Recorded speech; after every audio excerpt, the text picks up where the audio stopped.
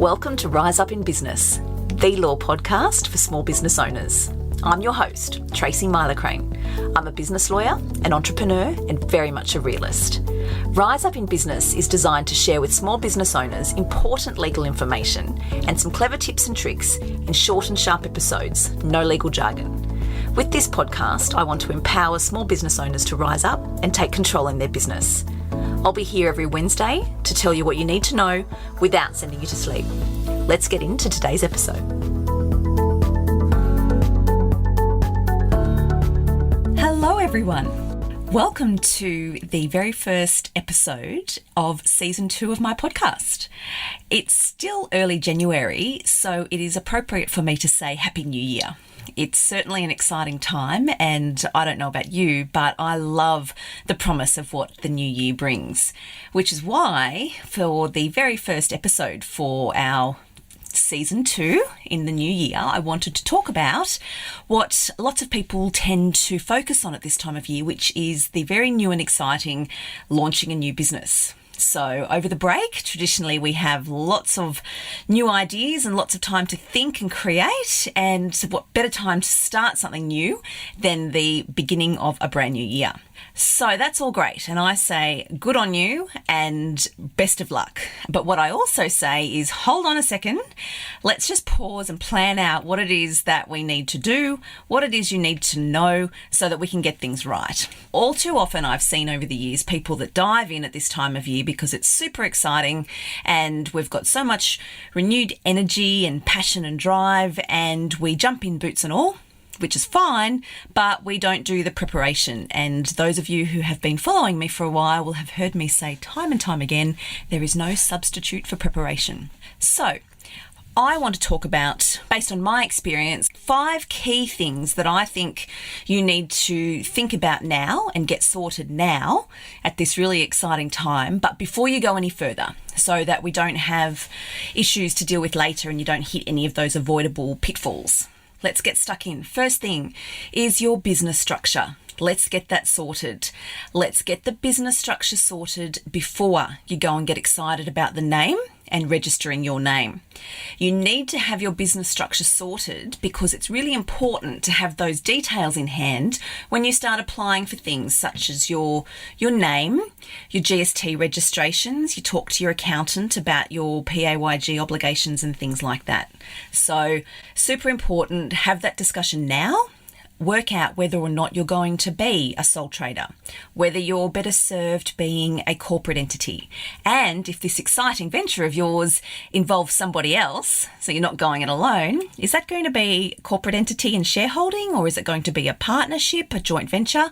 There's all sorts of things you need to think about, so let's do that first.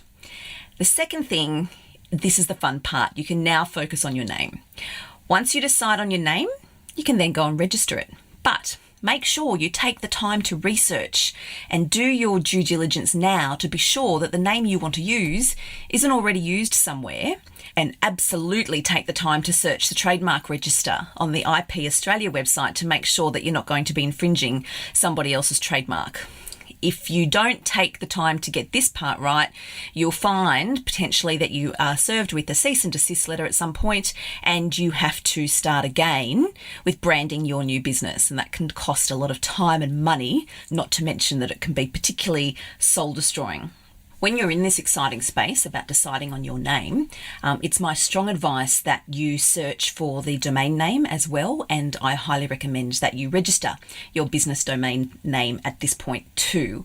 And just to be clear, this part of the process is where you will register for your ABN, and that will be regardless of whether you have decided to operate as a sole trader or a company, because both need a new ABN. So you do that at this point.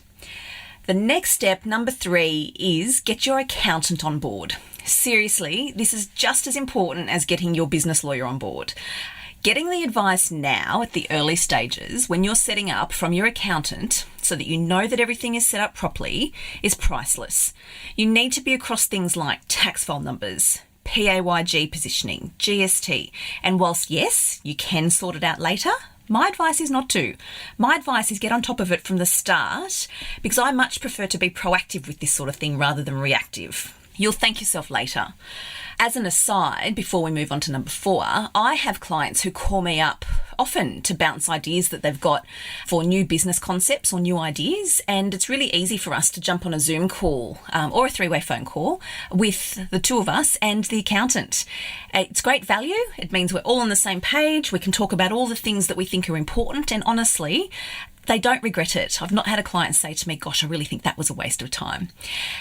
And for those who are wondering, yes, I do have clients who don't have an accountant, and they do ask me for a recommendation, which I'm proud to say I can now happily give, because I now recommend my accountant because she's brilliant and she's an absolute dream to work with, and I don't ever recommend somebody that I can't hand on heart say I've got experience with or I've got positive feedback from others before. So yes, I can do that. Point number 4, this will be no surprise, get your legals drafted and tailored to your business. Do it now. This is not something you want to hold off doing, and it's not something you want to use templates for. So you may have heard me say in the past, DIY is for Bunnings, not for your legals. The truth is, we don't know what we don't know. So if you go and use templates that you've got from somebody else and you don't really know whether or not they're serving you, the reality is you're not going to know whether they're going to serve you until you need to rely on them. And if they fall short, by that stage, it is too late. So as a very start, your legals need to include your business terms and conditions. And depending on the nature of your business, this might be called a business service agreement or terms of trade, for example. If you have a website, then you need website terms and conditions, and your new business will need a privacy policy. So those are the 3 core documents that are fundamental and that they need to be your starting point. If you want to dive a little deeper into business legals and all that that means, I talk more about these in episode 4 of season 1 of this podcast, so you can jump over and take a listen if that's of interest to you. And then last but not least, number 5 of what I think are the most important things to be thinking about when you're starting a new business is getting clear on what licenses and insurances you need, and then obtain those ASAP. Honestly, I can't stress this one enough. It may seem boring, it may seem obvious, but it's super important, and it is not something you want to get wrong. That's why it makes point number 5 of my list. So there we go, my top 5 tips to get you started on your exciting new business venture. We've got get your business structure sorted, focus on your name and then register it, get your accountant on board, get your legals drafted, and get clear on your licenses and insurances. I hope that's been of some value. I hope you find that useful. As always, if you have any questions, reach out. That's what I'm here for, and I'll catch you next time.